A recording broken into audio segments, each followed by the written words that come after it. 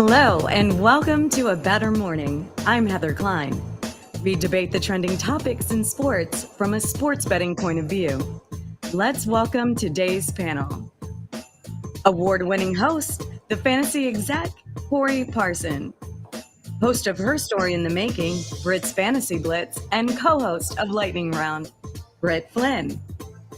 Fantasy Alarm lead NFL analyst and host of Fantasy Fiasco, Andrew Cooper. Yes. Welcome, everyone. Morning, Heather. All these new shows we got going. I know, right? Corey, when's your new show, The Executive Boardroom with the fantasy exec? Well, I guess we got I'm like the running backs. You're holding out. Yeah, I'm like the running backs. Yeah, on the jet ski right now, waiting for the contract. Exactly. All right, that's fair. Did you have a Google Meet about this, Corey? No, I did not. I did not have a Google Meet about it, but we could have something later on today. A meeting that has no point, just a nice vent session. Yeah, me and Britt, we're like Joe Mixon. We're just like, yeah, whatever. We'll whatever. We'll hang out. Yeah. All right. All right, let's get it going. The Orioles won the divisional series against the Rays yesterday and now lead the AL East by 2 games. The Birds are on pace for 99 wins, which would be the first time since 1980. With what felt like a playoff-like atmosphere, how do you think Baltimore should attack the trade deadline to make them an even deadlier team to finish the regular season, first in the division and successful in the post? Britt, you're up. So the Orioles should attack the trade deadline, but I just don't expect them to do that. They only have an active payroll of $70 million, so they definitely have the money to do it. And they do need some veteran help on the mound. But that report saying that they're going to be measured buyers doesn't really give me any confidence that this move is going to happen. They may go out and get some depth pieces, but I don't think that they go out and grab like a Verlander or another big name. They're also going to have a problem figuring out who to deal if they do put their hat in the ring, because their roster is so full of so much young talent that they're not willing to part with. I still think that even if they make some smaller moves, that they can shore up their pitching staff and make a big run in the post, but I don't expect it to be any big names coming out of this deadline. Yeah, no, if I've been a poverty franchise for the last 4 decades, if it ain't broke, don't fix it. You know what I'm saying? You got the AL East lead this deep into the season. Just go into there with the pieces you got. You know what I'm saying? Everybody's going to be excited. You know what I mean? You get to see the beautiful Camden Yards in the postseason and, Baltimore Orioles playoffs. I heard it was a thing back in the day. Matter of fact, one of my dear uncles, God bless his soul, was a big-time Baltimore Oriole fan. You know what I'm saying? So definitely good to see the franchise back in action. Now, obviously, the Major League Baseball playoffs is about 2 things, bullpens and clutch hitting. So maybe, adding a little bit of strength to their bullpen can, help them a little bit. But if I'm the Baltimore Orioles, I'm like, hey, Poppy, don't touch it. It's school, Poppy, don't touch it. Classic baseball fan, Corey. Baseball fans are the weirdest bunch, man. Every other sport, football, basketball, hockey, if your team is winning, you realize how difficult it is and you push the chips and you try and win. And people say, they should hang, like Corey says, with the, what they've built. That's what the Astros did. That's actually not what the Astros did. They took like their 3rd, their 9th, and 11th prospect and traded them all for Justin Verlander, right? I'm not saying that this team should go out and trade for Justin Verlander now, but I think they do need another arm. I think they should probably they have a crazy depth with all these pieces. They should probably go out and trade for somebody like Jordan Montgomery or just anybody to help them. Anything to say that you recognize you have a special year and you did a little something extra to make it a little more special. It's crazy that we live in an MLB where the Baltimore Orioles are buyers. Like, you know what I'm saying? If like we would have had 2023 tarot cards coming into the season and you would have told me that the Baltimore Orioles would be buyers going into the August trade deadline, I would have scratched my head. So that's why I'm like, sit still. See, back in them days, Houston was ready to win. Do we really think Baltimore is ready to win? Baltimore can't compete with Atlanta, and I don't even think they can. If they're not ready to win now, when are they going to be ready to win? And baseball is so weird like that, where the picks don't seemingly matter ever in trades. Nobody ever trades for picks, and the prospects are highly coveted, even though most of these guys aren't going to do anything. Right? It's just Play to win now. Go out and try and win now. Yeah, because the Yankees will be back next year. Might So as you're well right. try and win now. And then that's what these small market teams do, right? Like the Marlins, you win and then you just take all your good players and give them to the big market team and then they win. Well, and part about winning now is that they're going to have to get some help with their pitching staff. I mean, Kyle Bradish and Tyler Wells have been good starters, but they're inexperienced. Their vet, Kyle Gibson, has a 4.76 ERA. And if you get down the stretch, that's not going to get it done against some of these super teams. So I think if they are in win now mode, then they need to go out and get some help on pitching. Cardinals. So how they got all of these wins already then if the staff is shaky? Because baseball's dumb. Baseball's weird. Well, I mean, we can talk about the Reds and their pitcher who's given up a 9 ERA in his past 9 starts. But, I mean, their hitting's been so good that it hasn't really mattered. Once you get down that stretch, though, and start playing like back-to-back really tough rivals and really tough matchups, it's going to get into your head. It's going to make them shakier, and they're probably not going to do so well. So they need to get some backup help in the mound. Right. And my question with when you have all these hitters, right? It's like, what is actually the long-term game plan? Like, if you like your lineup now, as Corey suggests, and then you've got this crazy deep bunch of hitters, like, is the game going to change where now you can have more players on the roster? Or, I mean, like, at some point, the plan is to move some of these guys, is it not? So why not now? Yeah. All right, let's move on to the next topic. J.K. Dobbins, Chase Claypool, Breece Hall, and Randall Cobb are among the players that have already been placed on the PUP list. Yesterday, Kadarius Toney and Amari Cooper also left practice early with minor injuries. From the list of guys that are on the list currently, who are you worried most about on your fantasy football team this season? Corey, you're up first. Yeah, if J.K. Dobbins can't get on the field and get it rocking this year, you know what I'm saying, then we need to kind of worry about his contract coming up and his future moving forward.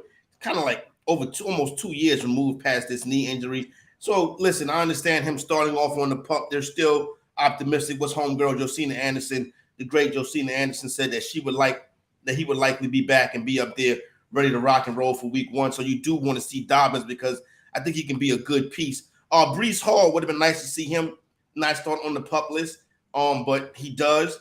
I could see Breece Hall having the season this year that Dobbins had last year, and Michael Carter's like a stealing drafts right now, along with some of those other Jet backups. So, yeah, I think that it's. I don't want to say it's pessimistic. I don't want to be pessimistic, but I did not like seeing Dobbins start the season on the PUP.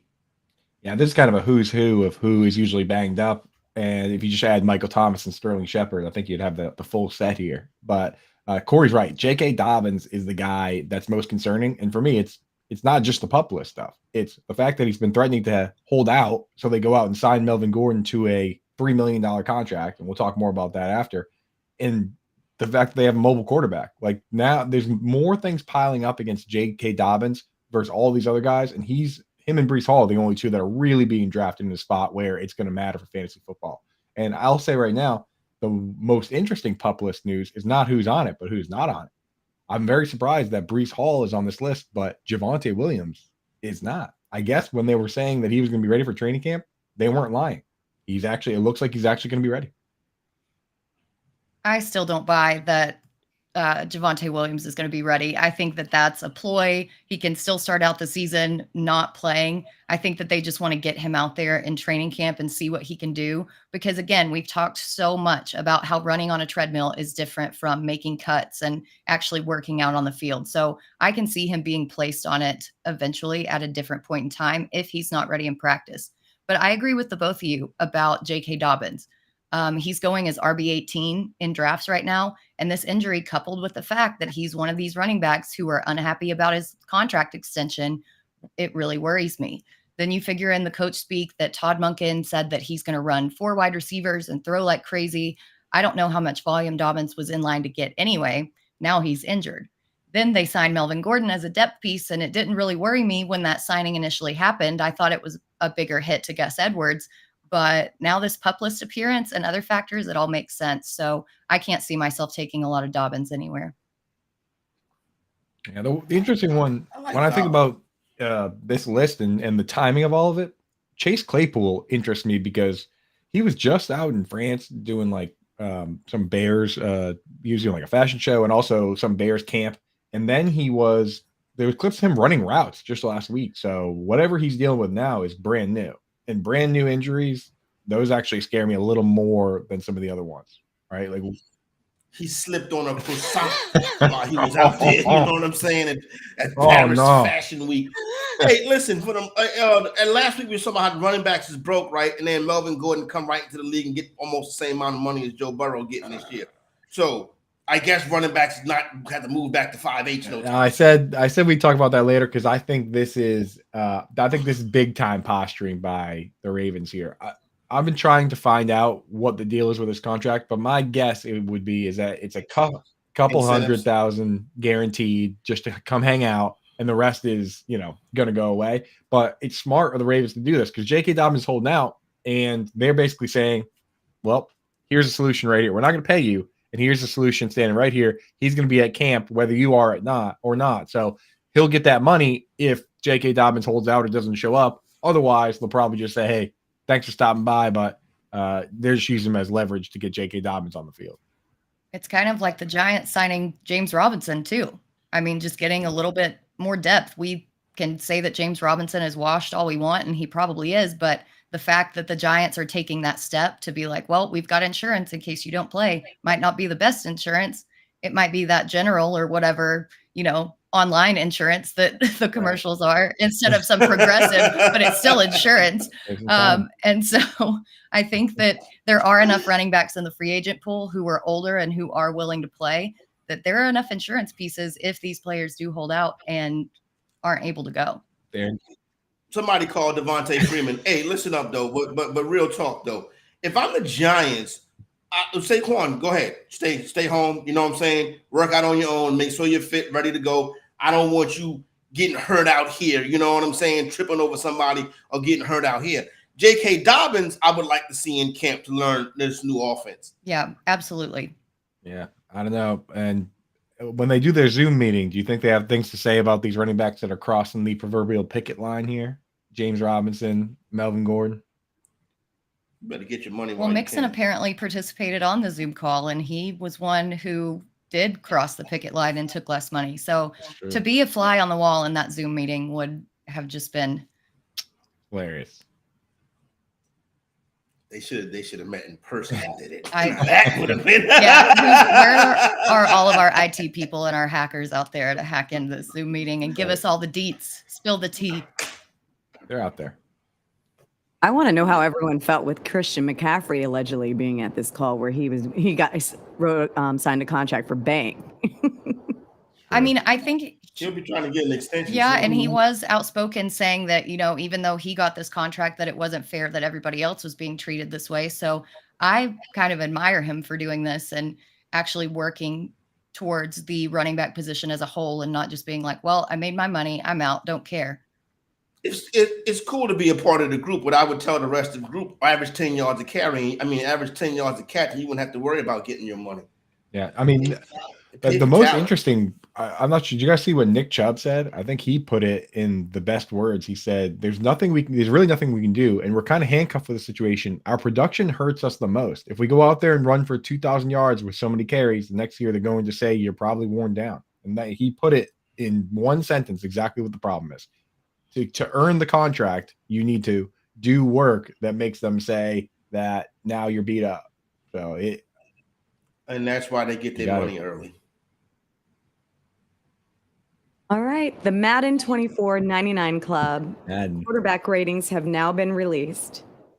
Chiefs Super Bowl champion quarterback leads the charge and ties Aaron Rodgers for most Madden appearances by a QB. Following Mahomes is Joe Burrow, Josh Allen, Lamar Jackson, and at fifth, Jalen Hurts. Do you think EA Sports got the top 10 correct, or is there someone that should be replaced? Coop, what's your thoughts? Well, actually, I checked Twitter on this one, and the answer is the quarterback for everyone's favorite team should be on the list, no matter who it is, right? But in my opinion, the real answer here is this proves that they're not going to be objective about it in any way, and they're willing to let politics or whatever else get involved here. But when you make a list of the top 10 most talented quarterbacks in the league, and you can even leave off Justin Fields and say that he hasn't proven it with his arm yet, he only with his legs. But if you're making the list of the most talented, Deshaun Watson should be on the list. He should absolutely be somewhere on this list. And I don't care where he is, but if guys like Kirk Cousins are going to be here, Deshaun Watson should. Because when he does play, he's a top 5 quarterback every single time, right? We've never seen him be bad, essentially. We've just seen him miss time. Kirk Cousins in prime time disagrees with you, but I don't really know how they have Jalen Hurts that low, to be honest. At number 5 with only an 88 rating, he had a 66.5% completion percentage, 8 yards per attempt, which was 3rd in the league, and then he had the rushing upside to boot. I know that Lamar Jackson is a former MVP, but he hasn't really done much since then, and even then, he didn't have the balance of a passing and rushing attack like Hurts has. I would even argue that Hurts should be second behind Patrick Mahomes. He also had the best passer rating versus zone coverage in the league last season and 5th best versus man. Then you factor in all the rushing touchdowns and ability to throw from a pocket. I mean, there's no way that he should be as low as 5th on this list. So I glanced at this list in the wee hours of this morning, and I saw that the 7th-ranked quarterback on this list was Dallas Cowboy quarterback Dak Prescott, and I immediately clicked off of this. Dak Prescott should not be a part of any top 10 unless it's top 10 most interception throws, top 10 most disappointed, top 10 biggest quarterback fraud, top 10 quarterback that excuses is made for. Come on with this Dak Prescott stuff. 7, but no Trevor Lawrence, no Deshaun Watson, but Dak Prescott and his 28 interceptions in 25 games makes this list. I just was talking to somebody the other day, and they told me they went through all of Dak Prescott's interceptions for last season, and only 4 of them was really his fault. I've never seen so many excuses made for a professional athlete in my life, and that's why he stinks. We've hashed this over and over again. I think the analytics prove that number is correct. If you watch the film, if you break it down, Dak had a bad season last year, but he didn't have any weapons. He had CeeDee Lamb and a hurt Dalton Schultz, and that was it. And I don't think that you can put one bad season and knock him down in the rankings. I just don't. I don't believe that quarterbacks that make $40 million need to have Jerry Rice, and Randy Moss on their team. He's got CeeDee Lamb. He's got a strong running game, a great offensive line. He makes $40 million a year. He is the weapon. That's the way I look at it. Like I said last week, when people talk about Mac Jones, they never mention that he got the worst weapons in NFL history. This is a team starting Devontae Parker and Kendrick Bourne possibly this year. So that's just my thoughts. We know where I stand on Dak, but anytime I get a chance to hammer number 4, I'm going to do it because everybody else kisses his butt. I will say this, as a occasional Madden player and a fan of fun, even though recently I've said things on Twitter about Justin Herbert that is upset Bears fans, I'm on their side on this one when it comes to his speed rating. I kind of dug a little deeper here because I want to see who the fun players are, right? And in Madden, the faster, the more fun. Justin Fields, from what we saw on the field last year, he was like the 2nd fastest player in the game. And they not only don't have him with a 95 or better rating, he's not a top 10 speed guy, but they have Lamar Jackson that's faster. Do you think Lamar Jackson is faster than Justin Fields, Corey?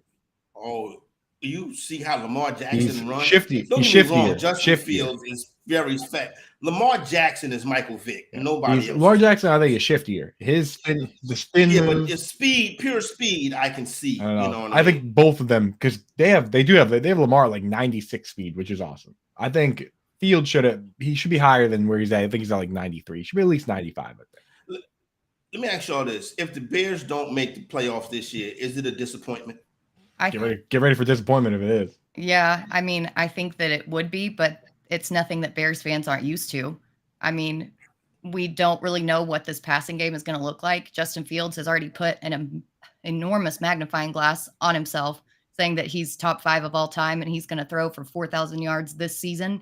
And now Chase Claypool's on PUP, and so one of their weapons is already gone. I'm just not seeing it happen. And so, yeah, but Bears fans will be used to it. Wait a minute. How many yards he throw for last season? Like 2,200. Nothing, Fields. dude.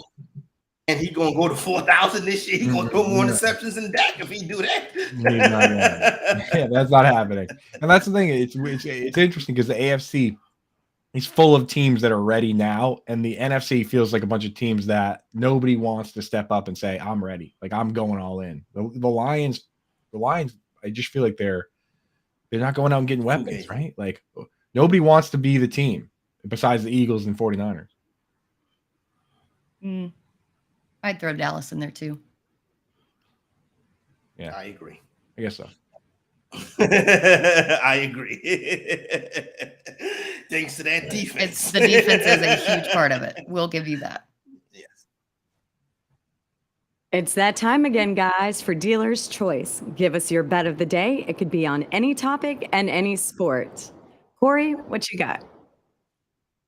I did that the other day, Friday. We did that FSGA futures draft with my friends from the Fantasy Football World Championship.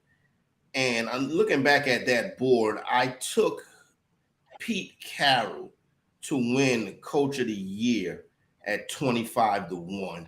So I'm not really betting baseball every night, just trying to get some NFL futures together. And listen, Pete Carroll is one of the best coaches in the NFL. And it kind of gets overlooked. He's up there. Well, if you got like Tomlin and Belichick as 1 and 1A, then Carroll is like 2 with Andy Reid. You know what I'm saying? So I think he could win the division this year. Hell, I think they could win the NFC. So Pete Carroll, Coach of the Year, plus 2,500, a little sprinkle from the fantasy exec. You know what I'm saying? Yeah. So for my dealer's choice today, I'm actually going to give a dealer's choice back to the listeners because I pulled up the DraftKings odds for DJ Moore and Mike Evans. And then I pulled up their ADP on the FFPC where a lot of the sharp gamers play. And there's a huge discrepancy, which leads us to believe that one of these places has to be wrong here. And there's a bet to be made. DJ Moore, his yards, receptions, and touchdowns are set on DraftKings lower in every category than Mike Evans, to the point where the points difference for PPR amounts to Evans being projected to score 30 more points based on those lines. Yet DJ Moore goes pick 55, Evans goes pick 80. So either draft Evans higher or bet a lot of these unders on Evans. There's two options there. For me, I'm willing to move Evans up in fantasy drafts. Got burned too much by Evans last season, but I think you might be onto something, Coop. I'm actually talking about NFL player props and futures this afternoon on Britt's Fantasy Blitz. So I'm going to give a little teaser to one of those props and say that CeeDee Lamb over 1,035 receiving yards at -135 on BetMGM is just a lock. In his first season as Dallas's legit wide receiver 1, he had over 1,300 yards, and he did that playing 5 games without Dak Prescott. Now with Dalton Schultz gone, who was Prescott's kind of security blanket at times, Lamb should continue to see a high volume of targets and continue to add yardage on those throws. He was 9th in the league last season in yards after catch, and he's one of the best in the league against man coverage. So I think that this is an easy winner. Now, Brett, I got to ask you on this one that I think we all agree at Fantasy Lamb that CeeDee Lamb's awesome. He's on the cover of the draft guide for a reason. But are you worried at all that they moved on from Kellen Moore and that Mike McCarthy seems adamant about running the football? No, because if they're not scoring points and not winning, Jerry's going to be down on the sideline and he's going to start calling the shots. That Mike McCarthy can say he's going to do whatever he wants, but when it comes down to it, they're throwing the ball. I think, Coop, the proper way to run the offense is going to be how Mike McCarthy ran the offense when Kellen, what's his son name, Cooper Rush? When Cooper Rush was quarterback last year, he kind of more chill with that ridiculousness. Let me run the ball, play defense. So I think what you see is guys like Prescott, if he don't throw too many interceptions, and CeeDee Lamb, it'll go back to like the Tony Romo era where they're more efficient than volume. You know what I'm saying? So I think that'll be the case for Lamb. But, Coop, I think what's interesting, if I was, say, Howard Bender and I was chief content head honcho that get to sleep in the mornings, you should do an article on those differences that you find with the props and the ADPs. I think that's good content. You know what's right funny there. about that, Corey, is if you go to fantasyalarm.com right now, click NFL tab and scroll down, there's one on there. And I'm actually upgrading it for right. So I dropped one on just the over-under lines. Right before the season, I'm going to drop one that has all of them, the yards, reception, touchdowns. So that's a great idea, Corey. Maybe we can bring you on as the assistant content manager. You have some great ideas that have already been done. Oh yeah, so I'm sure Howard would love that. But that is a great point though, because Vegas always seems to know things that we don't. They've got their insiders. They've got these really crystal ball at times. And some of their lines for a lot of these players are really interesting going into the year. A couple years in a row, we've taken advantage of it. The year before last, they had Debo way above Brandon Ayuk. When Ayuk was going first in drafts, we were taking Debo. He had 1,400 yards. Last year, it was Jerry Jeudy over Cortland Sutton that we took advantage of. This year, check that article. There's a bunch in there. But, I mean, the lines they have set. The thing is, though, sometimes public sentiment pushes the lines. Like with Mike Evans, you could create the narrative that, he's had over 1,000 yards every single year. So they have to set his line at like 925 just in case. I mean, or just if they sit there and say, everyone's going to bet this guy no matter where we set it because they think he's going to get 1,000 every year, then we might as well set it at 925. So there's a lot that goes into it. That's why we break it down in the article. But I don't know. The odds for Mike Evans, it doesn't add up. That's out there like that. It's a good way to think about it. It is stuff that's out there like that. You know what I'm saying? Look at the Baltimore Ravens. Their win total has been extremely low the past number of seasons. Now, they barely did get over it both seasons, but really only by a game. That, when Lamar Jackson was out. Once again this year, they come in 9.5. And I think the over is like minus $2 now. Baltimore will win 10 games because it's Baltimore, but it's they're an injury away from maybe that not being the case. They're a couple injuries away with a couple players who could contribute to that too. Because you're saying you want to run 4 wide, you want to do this.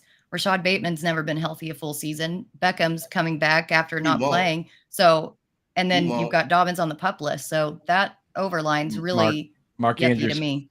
No, but Lamar Jackson and the tight end can get it done by themselves. See, that's a quarterback that don't need weapons. He can do it because he is a legit franchise quarterback, not a fraud that we're number 4. It's all about Dak Prescott. We just changed this to the Dak Prescott debate show. Yep. Might as well. I'm gonna make him contact me. You're probably already blocked on Twitter. Have you checked in a while? I know. I might. Let me see if I'm blocked on X. It's X now. I forgot. That's right.